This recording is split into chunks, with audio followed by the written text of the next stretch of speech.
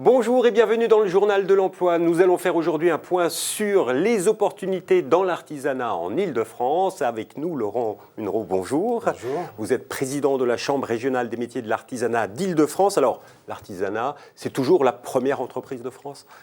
Bien sûr, c'est la première entreprise de France. Aujourd'hui, l'artisanat en Île-de-France, c'est quand même quelques 190 000 entreprises. Alors, des entreprises de taille différente, c'est vrai, mais c'est dans tous les secteurs économiques. Donc oui, c'est la première entreprise de France. Alors, pour revenir à la filiale francilienne que vous représentez, que vous connaissez bien en tant que président, c'est en croissance et comment se porte-t-elle ? Alors, 190 000 entreprises. Et ça représente à peu près 300 000 salariés dans ces entreprises. Donc ça se porte bien, oui, c'est ce que nous disent les chiffres. Après, le ressenti des entrepreneurs est peut-être un petit peu différent, en tout cas pour une partie d'entre eux. Mais tous les secteurs voient différemment la croissance. Aujourd'hui, vous savez qu'il y a quelque chose qui dope les chiffres, mais qui ne dope pas forcément l'activité, c'est les micro-entreprises, les ex-auto-entrepreneurs qui font beaucoup de création d'entreprises, mais pas forcément beaucoup d'activités derrière. Donc aujourd'hui, quand on regarde la note de conjoncture que vous éditez tous les ans, on voit qu'il y a une croissance du nombre d'entreprises artisanales. Est-ce qu'il y a une croissance de l'emploi dans le secteur ? Oui, il y a quand même une croissance de l'emploi aujourd'hui, parce que certains secteurs ont besoin encore de main-d'œuvre. Beaucoup de salariés se tournent vers l'artisanat dans des secteurs. Je pense par exemple au secteur des métiers de bouche, que ce soit la boulangerie, que ce soit la boucherie. Il y a encore de l'emploi, il y a du développement économique dans ces professions-là et ça peut attirer des personnes. Et il y a des opportunités en Île-de-France. C'est les métiers de bouche, on peut orienter ces jeunes et ces enfants vers ces secteurs. Il y aura toujours de l'emploi. Le pain et la viande en France, c'est quand même quelque chose qui fait partie de l'ADN, même en Île-de-France. Donc là-dessus, il n'y a pas de problème. Au cœur de Paris, c'est peut-être là qu'on trouve les meilleures boulangeries. Donc on ne va pas nier ça. Donc oui, ce sont des secteurs qui attirent. Peut-être aussi parce que ça a été médiatisé ces dernières années. Ces métiers-là aussi, on fait parler d'eux. Donc derrière, ça provoque l'envie des jeunes, et c'est bien, nous, ça nous plaît. Est-ce qu'il y a des secteurs qui ont plus souffert dans l'artisanat, des métiers, en Île-de-France en particulier ? Écoutez, je pense surtout au bâtiment, qui a beaucoup souffert ces dernières années. Ça a l'air de repartir, timidement, c'est vrai, mais aujourd'hui, on sent qu'il y a quand même un petit rebond, si on peut dire, sur ces métiers du bâtiment. Après, d'autres professions ont souffert. Quelquefois, c'est différent selon l'activité, selon la profession en elle-même. Parce que vous savez que l'artisanat, c'est les professions alimentaires, les professions du bâtiment, et puis les services et la fabrication. C'est 250 métiers en tout. C'est difficile de vous donner, métier par métier, les chiffres et les valeurs. On pourrait faire une émission de 3 heures. Autant. Pourquoi pas, une semaine, je pense.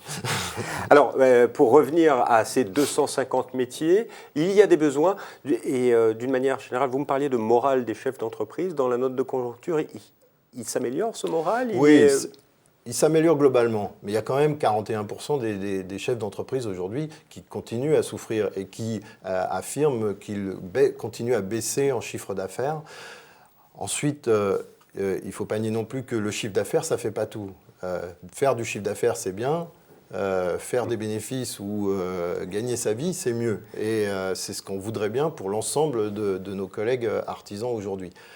Le poids des charges sociales est toujours là. On n'arrête pas de le dire en France, mais bon, même si on a fait des efforts, elles ne sont pas encore atteints leur maximum, je pense.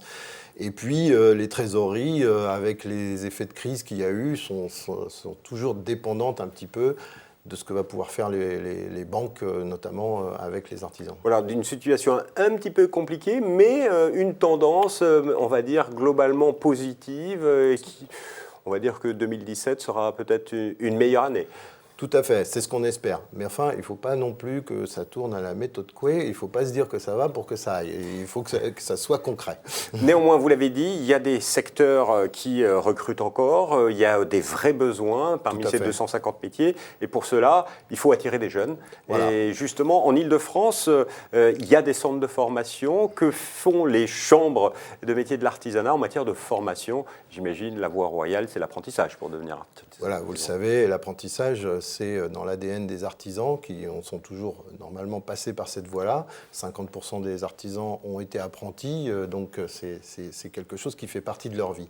Aujourd'hui, l'apprentissage est en baisse au niveau de ses effectifs. Encore cette année, certainement qu'on va baisser en effectifs. C'est dû à plusieurs causes. Déjà, l'économie globale, parce que quand on n'a pas de travail, on ne prend pas d'apprentis, comme on ne prend pas de salariés. Donc ça va, je pense, revenir au fur des années. Et puis les jeunes sont attirés par l'apprentissage qui s'est développé aussi dans d'autres secteurs d'activité. Il faut le dire aussi. Peut-être aussi. C'est vrai qu'aujourd'hui, si on compare l'apprentissage globalement en Ile-de-France, il y a plus d'apprentis dans les niveaux master, licence, que dans les niveaux 5 ou 4, CAP ou BP, qui sont le cœur de nos métiers. Mais aujourd'hui, il est quand même anormal que certains chefs d'entreprise artisanaux ont du mal à trouver des apprentis. Il y a des jeunes qui cherchent du travail ou qui restent à l'école. Et certains professionnels, je pense à la coiffure, depuis 2 ans, on a du mal, en début d'année scolaire, à trouver des apprentis pour qu'ils puissent effectuer leur apprentissage dans les salons de coiffure. Donc, vous l'avez entendu, si vous êtes parent ou jeune en recherche d'emploi ou d'idées de parcours professionnel, dans l'artisanat, il y a de vraies opportunités. Alors, on se forme, mais il y a combien de sites de formation en Ile-de-France à ces métiers Pour ce qui est des chambres de métiers, nous, on a 6 centres de formation. Mais il y en a d'autres qui ne sont pas des centres de formation des chambres de métiers. Je pense par exemple au bâtiment, qui a aussi quelques centres de formation en Ile-de-France. De toute façon, toutes les voies sont bonnes, c'est pas le souci. Et il faut qu'on aille vers ces professions. L'avantage de l'apprentissage, c'est bien de mettre en adéquation la scolarité avec l'apprentissage du métier dans l'entreprise. Et ça donne plus de professionnalisation à la fin, plus d'employabilité pour le jeune, qui à 80-85% trouvent du travail immédiatement après leurs études. J'imagine que sur les 250 métiers, est-ce qu'il y a 250 formations possibles en Ile-de-France ou pas tout à fait? Il y en a qui se font aussi en province sur certains métiers spécialisés. Oui, il y a quelques métiers rares où c'est pas forcément, il n'y a pas l'utilité d'avoir des centres de formation partout. Mais en règle générale, c'est bien plus que ça, puisque dans un métier, il peut y avoir plusieurs formations, puisqu'il y a des niveaux différents, il y a des spécialités, donc c'est beaucoup de formations pour même qu'un seul métier. Alors, si vous voulez en savoir plus, parce qu'on arrive malheureusement, monsieur, en fin d'émission, on a près de 22 CFA et sites de formation en Ile-de-France pour vous former à ces métiers. Si vous voulez en savoir plus, pour toutes les bonnes adresses, le site de la Chambre régionale, www.crma-idf.com. Et pour ceux qui sont tentés par l'artisanat, vous nous conseillez un site? C'est Choisir l'artisanat. Choisirlartisanat.fr, qui est le site générique pour les jeunes et leurs parents pour que leurs enfants deviennent artisans. Monsieur Munro, merci encore. Merci beaucoup. Quant à nous, on se retrouve bientôt pour un nouveau journal. Au revoir.